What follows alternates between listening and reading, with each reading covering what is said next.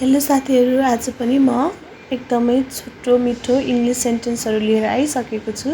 कति पनि ढिला नगरेर मैले सुरु गरिहाले है। तिमी मेरो जीवनको ज्योति हौ। You are the light of my life. You are the light of my life. म निश्चित छैन है, म यो कुराको लागि निश्चितै छैन भन्नको लागि I am not sure. I am not sure. म लिने छु। I will take it. I will take it. म तिमीलाई कष्ट दिन, कुनै प्रकारको दुःख दिन चाहन्न।